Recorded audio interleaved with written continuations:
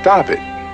Get some help. Ce mec qui crie comme un viking s'apprêtant à envahir ton village et prendre ta femme et tes enfants sur le dos, c'est Jiří Procházka, combattant d'exception et ancien champion de l'UFC. Bon, après avoir vu ça, ça peut paraître étrange, mais il attribue tout son succès dans la vie à la pratique des arts martiaux et de la méditation.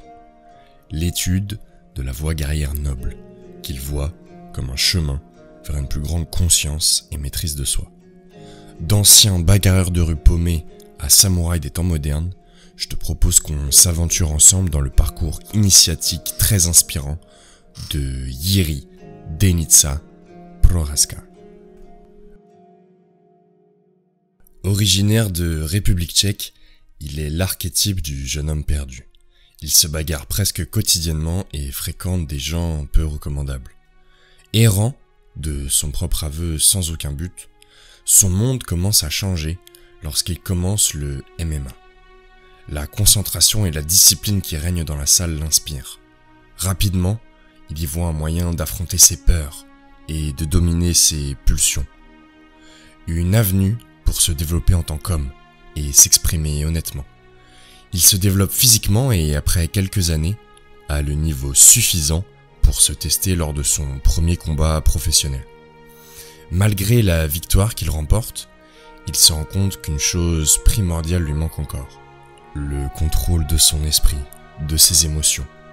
L'essence du combat, en final. Selon ses propres dires, il était terrifié dès le début, en voyant une ruée de coups pour gagner le plus rapidement possible et que tout s'arrête. Toute cette tension lui fait comprendre qu'il est loin de son objectif de maîtrise de soi et de son art. Il ne parvient pas à être en harmonie et lutte finalement autant contre lui-même que contre un adversaire.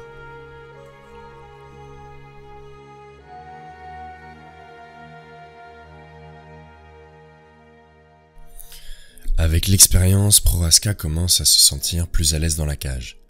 Il devient capable de contrôler ses émotions plus longtemps et ses capacités physiques et techniques lui permettent d'accumuler un bilan de 17 victoires pour 2 défaites. Comme un signe du destin, il se voit alors proposer de combattre au Rizin, une organisation japonaise. Au même moment, son coach lui fait don d'un livre qui va changer sa vie, le traité des 5 roues du samouraï Miyamoto Musashi. Il y découvre la vision méditative et consciente d'un des plus grands guerriers de l'histoire. Jiří s'intéresse alors de plus près à la méditation et réalise ce qui le transformera à jamais. Il n'existe rien en dehors de lui-même qui puisse lui amener les réponses et l'harmonie qu'il recherche. Son chemin pour devenir un combattant prend un tournant. Une dimension spirituelle cachée derrière un écran de fumée fait de peur, de pensées et de désirs égocentriques. Procházka veut dépasser cela et se lance corps et âme dans sa quête d'harmonie physique et spirituelle et commence à interagir différemment avec l'univers tout entier. Il veut en finir avec les comportements inconscients qui dictent son comportement et découvre la vie en pleine conscience que décrit Musashi dans ses livres. Sans hésiter, il fonce tout droit et se retrouve donc au pays du soleil levant, terre des honorables samouraïs qu'il admire tant. Il voit dans cet enchaînement l'opportunité de faire passer un message plus grand encore. Lors de ses combats, il veut réveiller les gens à leur propre conscience et leur potentiel, souvent en sommeil. Entraînement intensif et méditation quotidienne l'éveillent à sa plus grande réalisation. Il n'est pas son esprit, ni ses pensées. Il est le silence qui sous-tend toute l'activité mentale que nous connaissons tous. Jiří découvre alors un nouveau sentiment de liberté, tant dans sa manière de combattre que dans sa vie, libéré des conditionnements de son esprit, perdu entre passé et futur. Il franchit encore un palier dans sa quête de présence, en comprenant que ce procédé n'a rien de spirituel, comme on peut souvent le croire. La fameuse image du moine en haut de sa montagne méditant 10 heures par jour n'est qu'un autre tour de passe-passe de l'esprit. Yeri réalise que sa vie elle-même est sa méditation, que ses actions quotidiennes seront son héritage et que celui-ci sera son message.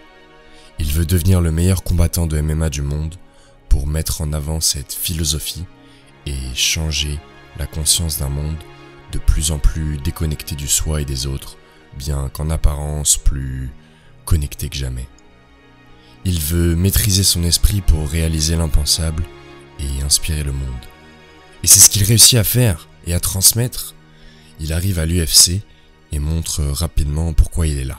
Il démontre sa classe et son aptitude à combattre de manière instinctive, en apparence chaotique, mais toujours sous contrôle, et réalise des actions de classe. Ses succès le mènent vers un combat d'anthologie pour le titre contre Glover Teixeira. Malmené pendant le combat, il se sort d'une périlleuse situation et gagne par étranglement contre une légende du sport.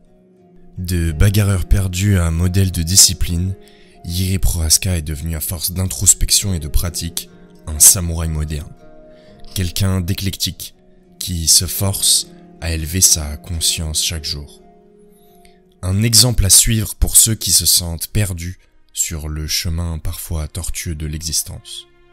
Il a montré que suivre sa voie, à sa manière, tout en s'inspirant de la sagesse de nos prédécesseurs, pouvait conduire à la réussite, mais surtout à la paix, à trouver un sens dans ce qui semble ne parfois pas en avoir.